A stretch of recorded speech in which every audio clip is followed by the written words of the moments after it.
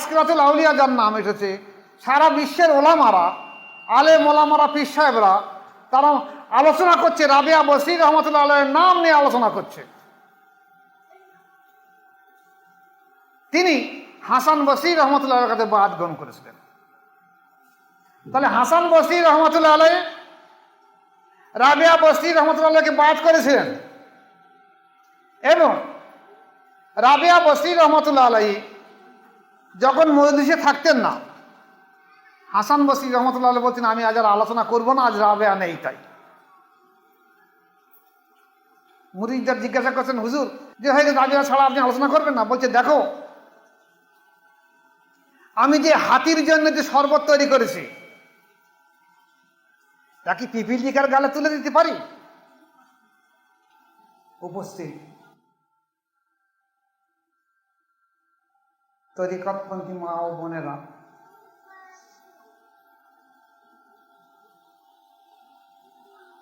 আপনারা যারা উপস্থিত আছেন,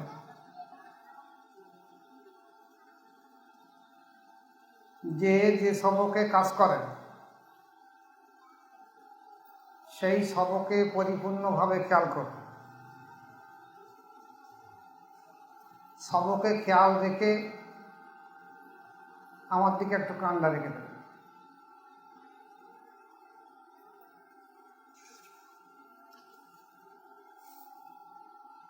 আজকেরকার আলোচনা থাকবে যে আল্লাহ পাক রব্বুল আলামিন কোরআন শরীফের ভিতরে ইরশাদ করেছেন,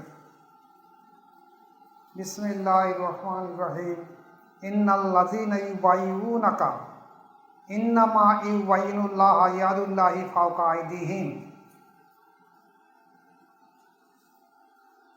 আল্লাহ পাক রব্বুল আলামিন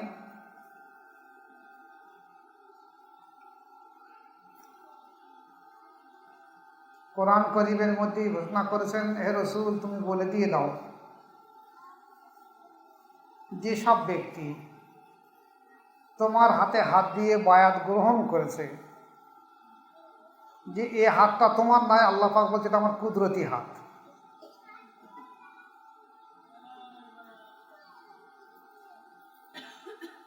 তাহলে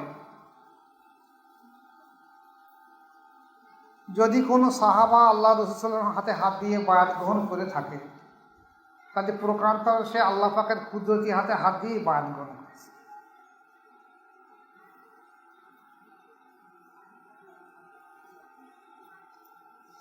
এখন আসুন, কোরআন যখন একথা বলেছে বায়াতের কথা, বায়াতের মুখ্য উদ্দেশ্য হলো মানুষের যে অন্তর আছে,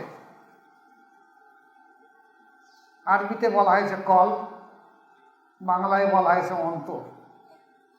এই অন্তরটা রাসূল পাক সাল্লাল্লাহু আলাইহি ওয়াসাল্লাম বলেছেন, দেখো, প্রত্যেকটা মানুষের, পুরুষ এবং স্ত্রীর বক্ষে, অর্থাৎ বাম স্তনের 2 আঙুল নিচে, বাম স্তনের 2 আঙুল নিচে, এখানে আছে অন্তর বা কল। এই অন্তর বা কল সম্পর্কে আল্লাহ রাসূল বলেছেন হাদিস শরীফে এসে, দেখো, প্রত্যেকটা মানুষের শরীরে এক টুকরা মাংসটা, গোশের টুকরা আছে। যদি সেটা শুদ্ধ হয়, তাহলে একটা মানুষের সমস্ত দেহটা শুদ্ধ হয়ে যাবে। আর যদি সেটা অশুদ্ধ হয়, একটা মানুষের সমস্ত দেহটা অশুদ্ধ হয়ে যাবে। আজকে আমরা দুটো একটা কথা বলি, বুঝতে পারবেন।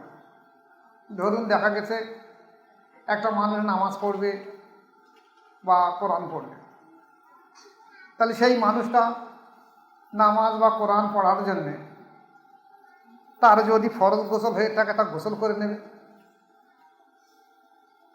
অজুর প্রয়োজন পড়ে অজু করে নেবে, আর সব কাপড় পরে নেবে। এখন বাহ্যিক এই যে অজু এবং গোসল করলে শরীয়তের শরীরের বাহ্যিকটা শুদ্ধ হবে, কিন্তু অন্তর জীবনে শুদ্ধ হবে না।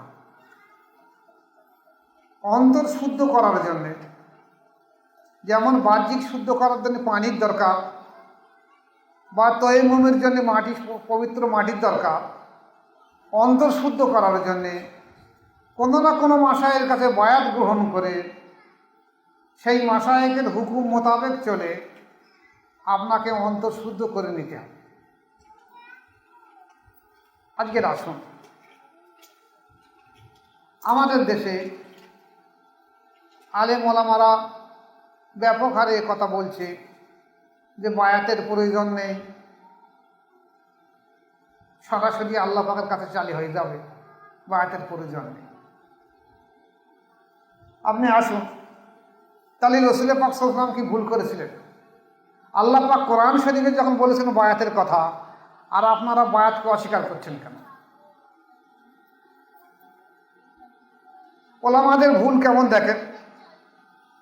এই গত কয়েকদিন আগে আমার কাছে এসেছিল কিছু আলেম ওলামা, তারা কিছু জানা বোঝা করার জন্যে, উদ্দেশ্য হলো যে আমরা তরিকাতপন্থী পীর মাশায়েখ কি করি, এইটাকে একটু খেলো করার জন্য আমার কাছে বললেন, দেখুন আমি সরাসরি আল্লাহ পাকের কাছে কিছু চাবো, আমি মানুষের কাছে হাত পাতবো, কারণ এটা শিরক। আল্লাহর কাছে যাওয়ার কথা বলা হয়েছে, মানুষের কাছে হাত পাতবো কেন, মানুষের কাছে চাবো কেন?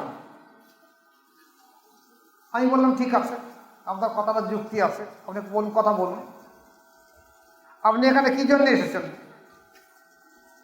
বলছে আমাদের ওখানে একটা মসজিদ, আল্লাহর ঘর খারাপ হয়ে গেছে, আমরা মেরামত করবো, ছাদের ব্যবস্থা করব। একটা মাদ্রাসা আছে, তার সাহায্যের জন্য, দুটো সাহায্যের জন্য আপনার কাছে এসেছি। আমি বললাম দেখো, মসজিদ হলো আল্লাহ পাকের ঘর, মাদ্রাসা হলো রসুলের ঘর, তা তুমি মসজিদ আল্লাহর ঘর, আল্লাহর কাছে না সাহায্য দিয়ে আমার কাছে এসেছো কেন? তুমি এই বলছো যে আল্লাহ ছাড়া কারোর কাছে সাহায্য চাওয়া যাবে না, তা আল্লাহর ঘরের জন্য আমার কাছে এসেছো কেন? রসুলের ঘরের জন্য আমার কাছে, আল্লাহকে বলো না যে আল্লাহ আপনার ঘরটা খারাপ হয়ে গেছে, রসুলকে ঘরটা খারাপ হয়ে গেছে সংশোধন করে দেন। তোমরা এইসব ভুলিতে উপর দাঁড়াও কেন? এর ব্যাখ্যা অনেক বড়, আমি সেদিকেই যাচ্ছি এই জায়গায় যে ওলামা সমাজ আপনাদেরকে বিভ্রান্ত করে দিয়ে দেবে যে বায়াতের কোনো প্রয়োজন নেই। কিন্তু ভালো করে কান কানা করে খেয়াল করে নেবে যে রসুল পাক সাল্লাল্লাহু আলাইহি ওয়াসাল্লাম ছোটবেলায় শিশু অবস্থায় ওনার চাচা আবু তালিব রাদিয়াল্লাহু তাআলা আনহু, যিনি আলী রাদিয়াল্লাহু তাআলার আব্বা ছিলেন, ওই বাড়ি মানুষ হয়েছে। তারপর বিবাহ করার পরে যখন মা খাদিজা রাদিয়াল্লাহু তাআলা আনহা সমস্ত ধনসম্পত্তি আল্লাহ রসুলের পায়ে ফেলে দিলেন, তখন উনি করলেন কি, আর খাওয়া পড়ার অসুবিধা নেই, তখন আলী রাদিয়াল্লাহু তাআলাকে দেখে কাছে করে নিলেন এবং নিজের ফ্যামিলির মধ্যে তাকে খাওয়া দাওয়া দিতে লাগলেন।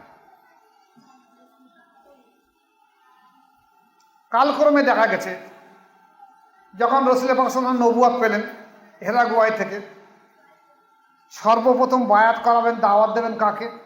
বাইরের মানুষকে। আর দাওয়াত দিলে তো মানুষ মানবে না, আর নিজের স্ত্রী মা খাদিজা রাদিয়াল্লাহু তাআলাকে প্রথম দাওয়াত দিলেন যে দেখো, আমি এই হেরা গুহায় ছিলাম দীর্ঘদিন ধরে, প্রায় 13 থেকে 15 বছর। ওখানে আল্লাহ পাকের ধ্যান, আল্লাহ স্মরণ করতাম এবং মোরাকাবা করতাম। তো এর মাধ্যম দিয়ে আল্লাহ পাক ওহী পাঠালেন, জিবরাইল আলাইহিস সালাম পাঠালেন এবং আমাকে নবী বলে মেনে করলেন, স্বীকার করলেন। তো খাদিজা আমাকে বলেন দেখো, আমাকে শেষ জামানার নবী বলে স্বীকার করা হয়েছে এবং আমাকে বলা হয়েছে যে তুমি বলবে লা ইলাহা ইল্লাল্লাহু মুহাম্মাদুর রাসূলুল্লাহ সাল্লাল্লাহু আলাইহি ওয়াসাল্লাম, আল্লাহ ছাড়া কোনো মাবুদ নেই আর মুহাম্মদ আল্লাহ পাকের রাসূল। এখন মা খাদিজা তোমাকে বলেন যে তুমি কি তাই মনে করতে চাও, স্বীকার করতে চাও যে আমাকে নবী বলে? উনি বলেন হ্যাঁ, আমি আপনাকে স্বীকার করতে চাই। তো সর্বপ্রথম দেখা গেছে নারী জাতির মধ্যে মা খাদিজা রাদিয়াল্লাহু রসুলের কাছে বাদ গ্রহণ করলেন। তাহলে রসুল পাক সাল্লাল্লাহু আলাইহি ওয়াসাল্লামের স্ত্রী মা খাদিজা রাদিয়াল্লাহু আনহা দীর্ঘ 15 বছর ধরে সংসার করছে, কারণ 25 বছর বয়স যখন হুজুরের, তখন উনি বিবাহ করেছেন, আর 40 বছর বয়সে নবুয়াত পেয়েছেন, নবুয়াত প্রকাশ হয়েছে। তাহলে এই 15 বছর উনি স্বামীর খেদমত করেছেন। এই 15 বছর স্বামীর খেদমত করার পরেও স্বামীর কাছে বায়াত হওয়ার প্রয়োজন পড়েছে নিজের। উনি তো বলতে পারেন আপনি আমার স্বামী, আমার আর বায়াতের কি প্রয়োজন পড়েছে। তাহলে সর্বপ্রথম নারী জাতিদের মধ্যে বায়াত গ্রহণ করেছিলেন কে? মা খাদিজা রাদিয়াল্লাহু তাআলা আনহা। এবার আসুন, আমাদের দেশে আলেম ওলামা মাওলানা মৌলবীদের বক্তব্য হলো বায়াতের কোনো প্রয়োজন নেই। আবার অনেকে যদি কম বয়সী মানুষ বায়াত গ্রহণ করে তা বলছে কম বয়সী বায়াত হবে কেন? সেই বায়াত বুড়ো বয়সের দিকে হবে, তখন আর নামাজ পড়ার ভক্তি লাগবে না, জেকের করার ভক্তি লাগবে না, উঠতে বসতে পারবে না, তখন বায়াত গ্রহণ করবে। কিন্তু সাহাবায়ে কেরামদের আদত ছিল তারা শিশু বয়সে বায়াত গ্রহণ করতেন, বাচ্চা বয়সে। যেমন রাসূল পাক সাল্লাল্লাহু আলাইহি ওয়াসাল্লামের একটা শালী ছিল, যেটা আয়েশা সিদ্দিকা তার বোন, সম্ভবত নাম হবে আসমা রাদিয়াল্লাহু তাআলা আনহা। এদের একটা সন্তান, 7 বছরের সন্তান। এই 7 বছরের সন্তানকে উনি আল্লাহ রাসূলের কাছে আসলেন, বলে ইয়া রাসূলুল্লাহ বলে বায়াত গ্রহণ করে দিয়ে দেন। যার মা সাহাবী, আল্লাহ রাসূল সাল্লাল্লাহু আলাইহি ওয়াসাল্লামের শালী, যার বাপ সাহাবা, তাহলে বাপ যখন আল্লাহ রসুলের সাহাবা, মা যখন আল্লাহ রসুলের সাহাবী, তখন তিনি সেই বাচ্চাটাকে কেন এনে বলেন যে ইয়া রাসূলুল্লাহ আপনি এনাকে বায়াত করে দিয়ে দেন? উনি তো বলতে পারতেন ইয়া রাসূলুল্লাহ আপনি সাক্ষীটা কোনো বায়াত গ্রহণ ও কলমা পড়ে নিয়ে নিচ্ছে। তাহলে এই বাচ্চা ছেলেটাকে এনে হুজুর পাক সাল্লাল্লাহু আলাইহি ওয়াসাল্লামের কাছে বলেন তাকে বায়াত করে নিয়ে নেন। তাহলে বাচ্চা অবস্থায় বাচ্চাদের বায়াত করানো হয়েছে, চাই ছেলে হোক আর মেয়ে হোক। 7-8 বছরের পর থেকে তাদেরকে বায়াত গ্রহণ করে নিতে হবে, নতুবা এই অবাধ্যতা হলে আর সহ্য করতে পারবে না পরবর্তীকালে। আপনি আসুন আমাদের দেশের দিকে তাকান। ফুরফুরার আবু বকর সিদ্দিক রহমাতুল্লাহ আলাইহি, ওনার মুর্শিদ হলেন মানিকতলায় সুফি ফতে আলী ওয়াইসিতি রহমাতুল্লাহ আলাইহি। এই ফতে আলী ওয়াইসিতি রহমাতুল্লাহ আলাইহি উনি বাংলার বুকে তরিকা প্রচার করে 39 জন ব্যক্তিকে খেলাফত দিয়ে গেছেন। পীর সাহেব করে দিয়েছেন 39 জন ব্যক্তিকে। এই 39 জন ব্যক্তির মধ্যে 2 জন হলো মহিলা ছিল। একজনের নাম হলো জোহরা খাতুন, ওনার বাড়ি শাহপুর মুর্শিদাবাদ। আর একজনের নাম হলো মোসাম্মা সারাফাতুল্লাহ খাতুন, এনার বাড়ি হুগলি জেলা। তাহলে তরিকা আজ থেকে 100 বছর আগে মেয়েরা যে বায়াত গ্রহণ করত, বায়াত গ্রহণ করে খেলাফত পেয়েছে, পীর সাহেব হয়েছে, তিনি বায়াত হাতে করানোর অনুমতি নেই, কিন্তু বায়াতের মাধ্যম দিয়ে তিনি পূর্ণতা প্রাপ্ত হয়েছেন। নফসে আম্মারা চরিত্র সংশোধন করে নফসে লওয়ামা, নফসে মুলেমা, নফসে মুতমাইন্না করেছেন। তাই তাহাকে সার্টিফিকেট দেওয়া হয় যে তোমার পরিপূর্ণ, তোমার নফসের চরিত্র সংশোধন হয়েছে। ফুরফুরার ইতিহাসে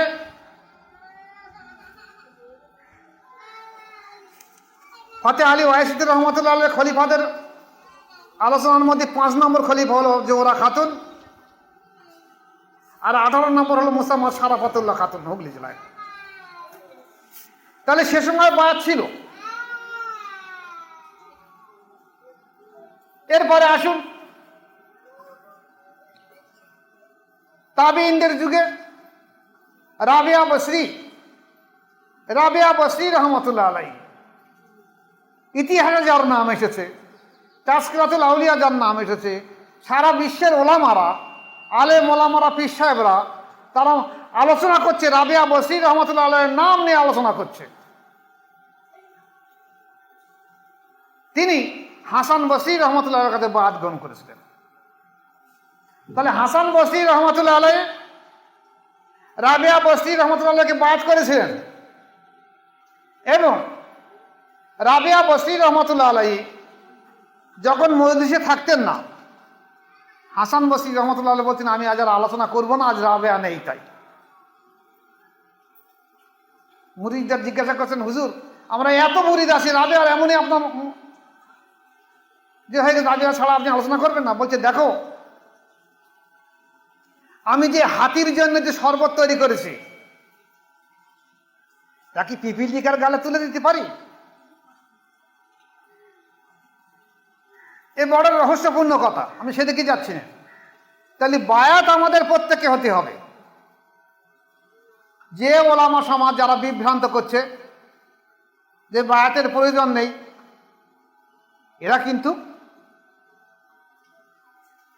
নিজেরাও বায়াত নন, আর চাচ্ছে সমাজের যেন বায়াত না হয়, আল্লাহওয়ালা না হয়। আর বায়াত ছাড়া জীবনে কোনো সময় পরিপূর্ণ মোমেন মুসলমান হতে পারবে না। অন্তর যদি শুদ্ধ না হয়, নফসের তাজকিয়া যদি না হয়, নফসে আম্মারা চরিত্র থেকে নফসে মুতমাইন্না যদি না গিয়েছে, এ জীবনে কোনো সময় আল্লাহওয়ালা, আল্লাহ প্রেমিক হবে না, জান্নাতিও হবে না। শুধু তাই না, যদি কোনো ব্যক্তি কঠোর সাধ্য সাধনা করে নফসে মুতমাইন্নায় আসতে পেরেছে, তার জন্য আল্লাহ পাক দুনিয়ায় থেকে তার জন্য আল্লাহ পাক তাকে জান্নাতের সার্টিফিকেট দিয়ে দিয়েছে। ইয়া আইয়ুহান নাফসুল মুতমাইন্না, এই আমার শান্তিপ্রাপ্ত নফস, তুমি আমার ইবাদতের দলে শামিল হয়ে যাও এবং জান্নাতে দাখিল হয়ে যাও। তাহলে এরা নফসে মুতমাইন্না চরিত্রের মানুষ হলো সরাসরি জান্নাত, এটা আল্লাহ পাক স্বীকার করেছে। তাহলে মানুষের এই পশুত্ব, এই চরিত্রটা সংশোধন হবে কি করে? এই আলেম ওলামার সমাজে সবার বলতে পারছে না, বলছে নামাজ পড়ো, রোজা করো, হজ করো, জাকাত দাও, দান সাদকা করো, চরিত্র পরিবর্তন হয়ে যাবে। তাহলে রাসূল পাক সাল্লাল্লাহু আলাইহি ওয়াসাল্লামের কাছে সাহাবা বা সাহাবীরা বায়াত গ্রহণ করেছিলেন কেন? কেন রাবেয়া বসরি রহমাতুল্লাহ বায়াত গ্রহণ করেছেন হাসান বসরি রহমাতুল্লাহর কাছে? কেন এই জোহরা খাতুন বা সারাবাতুল্লাহ খাতুন, কেন ফাতে আলী ওয়াসির রহমাতুল্লাহর কাছে বায়াত গ্রহণ করে খেলাফত পেয়েছিলেন? এদের কাছে কোনো উত্তর নেই। এরা শুধু বিভ্রান্ত করে মানুষকে কোরআন হাদিসের চাবুক দিয়ে মানুষকে সুপথ থেকে কুপথে নিয়ে যাওয়ার চেষ্টা করছে। তাই সাবধান, এদের থেকে দূরে থাকবেন। বায়াত ছাড়া কেউ থাকবেন না। বায়াতের চিন্তা ভাবনা এইভাবে করবেন যে পৃথিবীতে 4টে তরিকা আছে, কাদেরিয়া, চিশতিয়া, নকশবন্দিয়া, মোজাদ্দেদিয়া। 4টে তরিকার যে তরিকার নিসবত আছে, যেখানে যে মাশায়ের কাছে নিসবত আছে, খেলাফত আছে, রেসালাত আছে, বেলায়েত আছে, কামালাত আছে, যিনি আত্মিক তাওয়াজ্জু ফায়দার মাধ্যম দিয়ে আপনার কলবকে জারি করে দিয়ে নফসে আম্মারা চরিত্রকে নফসে লওয়ামা, মুলহিমা, মুতমাইন্না পৌঁছে দিতে পারবে, এইরূপ একদম মহান সাধক ব্যক্তির কাছে বায়াত গ্রহণ করবেন, সে যে তরিকায় হয় হোক না কেন। এই নয় যে আমার কাছে বায়াত হতে হবে আর আমি প্রত্যেকটা মানুষকে ভালো করে দেবো, এটা সত্য নয়। সত্য হলো আপনারা যেখানে ভালো লাগে বায়াত গ্রহণ করুন। যদি সেখানে গিয়ে আপনার অন্তরের অনুভূতি না আসে, নফসের তাজকিয়া না আসে, আপনার চরিত্র ভালো না হয়, তাহলে শায়েক পরিবর্তন করে আবার ভালো জায়গায় চলে যাবে। আর যদি সেখানে গিয়ে দেখেন যে হ্যাঁ অন্তর আল্লাহ জেকেরে জারি হয়েছে, নফসের তাজকিয়ার দিকে হচ্ছে, আগে এগিয়ে যাচ্ছি, ভালো হচ্ছে, চরিত্র ভালো হয়ে যাচ্ছে, তাহলে সেখানে মৃত্যুর আগ পর্যন্ত ঢোড়া সাপের মতন পড়ে থাকবে। এবার আসুন, যদি আপনারা বলে থাকেন যে বায়াত আজকের আমরা দুনিয়ায় দেখতে পাচ্ছি, আমার অন্তর না জেকেরে জারি হবে, কিন্তু কবর বা কিয়ামতে আমার কি অবস্থা হতে পারে, বায়াতের কি উপকার হতে পারে, এ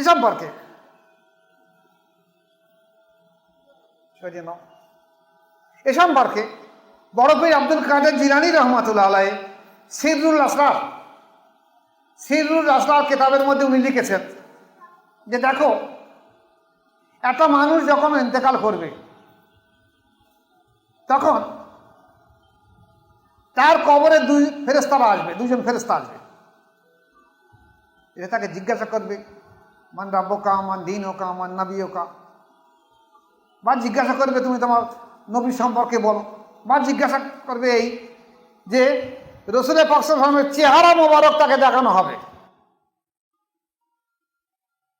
এই ব্যক্তি মারা যাওয়ার পরে তার ভিতর থেকে আত্মার জীবন, পরমাত্মা বেরিয়ে গেছে। এইবার যখন কবরে শুয়ে দেওয়া হবে, সওয়াল জবাবের আগে সর্বপ্রথম তার ভিতরে আত্মাটাকে ফিরিয়ে দেওয়া হবে। আত্মা ফিরিয়ে দেওয়ার সঙ্গে সঙ্গে সে জীবিত হয়ে উঠবে এই জীবিত হওয়ার সঙ্গে সঙ্গে তাকে প্রশ্ন করা হবে, যে রসুল পাক সাল্লাল্লাহু আলাইহি ওয়াসাল্লামের চেহারা মোবারক দেখানো হবে, দেখিয়ে বলা হবে, বলো এই ব্যক্তি সম্পর্কে আপনি কি জানেন। যদি সে না জানে, না দেখে থাকে, তাহলে সে বলবে আমি জানিনি ইনি কে। আর যদি দেখে থাকে তাহলে বলবে ইনি হলেন আল্লাহ রসুল, আসসালাতু আসসালামু আলাইকা ইয়া রাসূলুল্লাহ, বলা ইনি আল্লাহ রসুল, কথা বলবে। এই ফেরেশতারা বলেন আমরা জানি, তুমি বলতে পারবে। তাই যে ফেরেশতা, জান্নাতের ফেরেশতা আছে, দরওয়ান আছে, তাকে বলে দেবে জান্নাত থেকে একটা সুড়ঙ্গ করে এর কবর পর্যন্ত জান্নাতের শান্তি এখানে পৌঁছে দিয়ে দাও। এখন কিয়ামত যখন হবে ততক্ষণ পর্যন্ত জান্নাতের শান্তি এই কবরে পেতে থাকবে। আর যদি সে ব্যক্তি বলে আমি জানিনি, ওনাকে আমি চিনি না, জানিনি, আমি বলবো কি, তো জাহান্নামের আযাব যে ফেরেশতা আছে তাকে বলে দেওয়া হবে যে জাহান্নাম থেকে একটা সুড়ঙ্গ করে এই কবর পর্যন্ত পৌঁছে দিয়ে দাও, জাহান্নামের আযাব এখন থেকে ভোগ করুক কিয়ামত পর্যন্ত।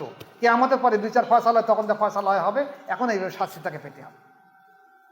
আরে রসুল পাক সাল্লাল্লাহু আলাইহি ওয়াসাল্লামের দুনিয়ার বুকে দর্শন করার দরকার রয়েছে, নতুবা আপনি চিনবেন কি করে?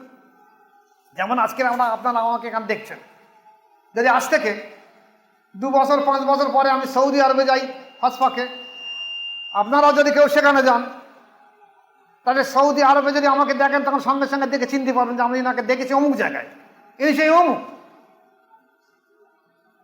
আর না দেখে থাকেন তাহলে বুঝতে পারবেন না, তাহলে আগে দেখার দরকার রয়েছে। এছাড়া আর একটা হাদিসের বেশে, যে কবরের সময় 2 জন ফেরেশতা, যদি কোনো ব্যক্তি ইলমে মারিফাত শিক্ষা করতে করতে মারা যায়, অর্থাৎ বায়াত গ্রহণ করে যদি কোনো ব্যক্তি ইলমে মারিফাত শিক্ষা করতে করতে মারা যায়, 1 লতিফা, 2 লতিফা, 3 লতিফা, 4 লতিফা, 10 লতিফা করতে গিয়ে মারা যায়, তার উপায় কি হবে?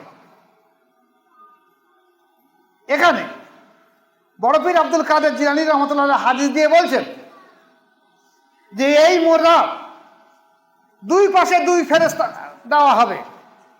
এই ফেরেশতারা তাকে রুহানি তাওয়াজ্জু দিয়ে, তার যে ইচ্ছা ছিল যে আমি পূর্ণতা প্রাপ্ত হব, নফসে মুতমাইন্না পর্যন্ত বা লাতাইন পর্যন্ত আমি জ্ঞান অর্জন করব, কিন্তু আমি 2 লতিফা, 3 লতিফা, 4 লতিফা শিক্ষা করে আমি ইন্তেকাল করেছি, আল্লাহ পাক তাকে এই কবরের মাথায় ইলমে লাদুন নিয়ে এই 2 ফেরেশতার মাধ্যম দিয়ে শিক্ষা দিয়ে কিয়ামতের সময় তাকে আশেক, আবেদ এবং আলিম করে তুলে দেবে। এখানে বড় পীর আব্দুল কাদের জিলানী রাহমাতুল্লাহ এই হাদিসটা দিয়ে বলছেন, দেখো ফেরেশতারা ইলমে মারিফাত কিছু জানে না, তাহলে 2 ফেরেশতা কারা থাকবে? উনি সিরুল আসরার কিতাবে বলছে, একদিকে থাকবে আল্লাহ রাসূল সাল্লাল্লাহু আলাইহি ওয়াসাল্লাম, আর একদিকে থাকবে আপনার মুর্শিদ। এই 2 জন ব্যক্তি 2 দিকে থেকে তাওয়াজ্জু ফায়জার মাধ্যম দিয়ে আপনার রুহানিয়াতের চরম শিকারে পৌঁছে দিয়ে দেবে, যে আপনি কাল কিয়ামতের ময়দানে আশিক, আবিদ এবং আলিম হয়ে কিয়ামতের ময়দানে উঠে হাজির হয়ে যাবে। তাহলে যে ব্যক্তি কাল কিয়ামতের ময়দানে পরিপূর্ণভাবে উঠে পড়বে, তার থেকে আবেদ, আশিক বা আলিম হয়ে, সেটা বড় ভাগ্যবান হয়ে পড়বে। তাহলে একদিক থেকে বায়াতের গ্রহণ করার ফলে দুনিয়ায় যেমন লাভ হবে, চরিত্র সংশোধন হবে, সমাজের কাছে আপনি ভালো হয়ে থাকবেন, সংসারের কাছে ভালো হয়ে থাকবেন, আর একদিক থেকে কবরেও আযাব থেকে আসান হয়ে যাবে। তাই প্রত্যেকের কাছে আমার অনুরোধ যে আপনারা বায়াত ছাড়া কেউ দুনিয়ায় থেকে যাবেন না। যদি কোনো ব্যক্তি আপনার প্রতিবেশী দেইজি, আলেম ওলামা, হাফেজ, কারি, মাওলানা, মুফতি, সাধারণ মা বোনরা যদি প্রতিবাদ করে, আপনি হয় সিরুল আসরার কিতাব নেবেন, নয় রুহুল আমিন সাহেবের তরিকার দর্পণ নেবেন, নয় রুহুল আমিন সাহেবের ফুরফুরার ইতিহাস নেবেন। বেশি দূর কিতাব নিতে হবে না, তরিকার দর্পণ আর সিরুল আসরার 2টো কিতাব থাকলে আপনার কাছে যথেষ্ট হয়ে যাবে। 2টো কিতাব নিয়ে জবাব দিতে পারবেন। আপনারা বলুন যে এনারা আলেম থাকার পরে কেন বায়াত গ্রহণ করেছে? আপনারা বায়াত গ্রহণ করছেন না কেন? তাহলে বায়াত না হলে জান্নাতি হবে? বায়াত ছাড়া, আল্লাহ রাসূল বলছেন, বায়াত ছাড়া কোনো ব্যক্তি জান্নাতি যাবে না। একটা দুনিয়াবি সাধারণ উদাহরণ দিলে আপনি বুঝতে পারবেন। এই যে প্রতিষ্ঠানটা ধরুন আমার প্রতিষ্ঠান বা আমার বাড়ি যদি কোনো গায়ের কমের কোনো মহিলা ঢুকতে চায়, বাড়ি আসতে চায়, তাকে বাড়ির সামনে দাঁড়িয়ে, গেটের সামনে দাঁড়িয়ে অনুমতি নিতে হবে। যে আমি কি বাড়ি আসতে পারি? যদি বাড়ির মালিক হুকুম দেয় যে আসুন, তাহলে আসতে পারবেন, নতুবা আসতে পারবেন না। তো জান্নাত কার জান্নাত? জান্নাতের সর্দার হবে হযরত হাসান আর হোসাইন, দুই ভাই রাদিয়াল্লাহু আনহুমা। সর্দারিনী হবে হযরত ফাতেমা রাদিয়াল্লাহু আনহা, হযরত আলী রাদিয়াল্লাহু আনহু হবেন সর্দার, আর রাসূল পাক সাল্লাল্লাহু আলাইহি ওয়াসাল্লাম হবেন সুপারিশকারী। তাহলে এই পাঁচজনের তো জান্নাত, পাক পাঞ্জাতনের তো জান্নাত। রাসূল পাক সাল্লাল্লাহু আলাইহি ওয়াসাল্লাম, হযরত আলী, হযরত ফাতেমা, হযরত হাসান হোসাইন। আর আপনি যদি আহলে বায়তের মদিনা আসেন, আপনি বলছেন আমি জান্নাত পাবো? বুঝিয়েছে আমার কথাটা? জীবনে কোনো ব্যক্তি জান্নাত যাত্রী হবে না যদি সে আহলে বায়াতের মধ্যে দাখিল না হয়। বায়াত ছাড়া কোনো ব্যক্তি জান্নাত যাবে না। প্রয়োজন পড়লে মানুষ যদি আল্লাহ পাক কোনো ব্যক্তিকে রহম করে, হেদায়েত দান করে, যদি তাকে জান্নাত নসিব করে দেয়, সে মারা যাবার পরে দেখার পরে তার কবর থেকে রুহানিয়ত তুলে সেই জমানার কোনো মুজাদ্দিদ শায়েখ থাকবে, তার কাছে বায়াত গ্রহণ করে তারপর তাকে আবার জান্নাত নসিব করে দিয়ে দেবে। আল্লাহর সংবিধান এমন নয় যে বায়াত ছাড়া কোনো ব্যক্তি জান্নাতে যাবে। এই জন্যই আমার অনুরোধ, আপনারা যেমন বায়াত গ্রহণ করেছেন, আপনাদের দেশি প্রতিবেশী আত্মীয় স্বজন সবাইকে বায়াতের দাওয়াত দেবেন। তাহলে দেখা যাবে, নতুবা তারা আপনাকে এমনভাবে কথাবার্তা বলবে যে আপনি সহ্য করতে পারবেন না। তাই তাদেরকে, প্রতিবেশীকে আস্তে আস্তে আস্তে দাওয়াত দিয়ে তুলে আনতে হবে। আমার এখানে আনার দরকার নেই, দাওয়াত এইভাবে দেবেন যে যেখানে পারো সেখানে বায়াত গ্রহণ করে তোমরা ভালো হয়ে যাও। এই বায়াতের ইহকালে আরও কিছু ভালাই আছে। আপনি বলুন, একটা মা যদি নামাজ সঠিকভাবে কায়েম করে, তসবিহ সঠিকভাবে কায়েম করে, সে যদি স্বামীর সঙ্গে সম্পর্ক ভালো রাখে, তার দেশি প্রতিবেশী আত্মীয় স্বজন তাকে অন্তত আশীর্বাদ করবে যে এই মেয়েটা সত্যি ভালো, 5 ওয়াক্ত নামাজ কায়েম করে, রোজা করে, স্বামীর সেবা করে, শ্বশুর শাশুড়ির সেবা করে, কোনো রকম ত্রুটি করে না। তারা অন্তত আল্লাহর কাছে দোয়া করবে যাকে ভালো মানুষ। এবং প্রতিবেশী জনান থেকে সবাইকে পৌঁছে যাবে আপনার নাম যে এই ব্যক্তির সত্যিকারে ভালো মানুষ। তাহলে সবাই খেয়াল রেখে দেবেন যে বায়াত ছাড়া যেন কেউ দুনিয়া থেকে না বিদায় নেই। ওমা আলাইনা ইল্লাল বালাগ। আসসালামু আলাইকুম ওয়া রাহমাতুল্লাহি ওয়া বারাকাতুহু।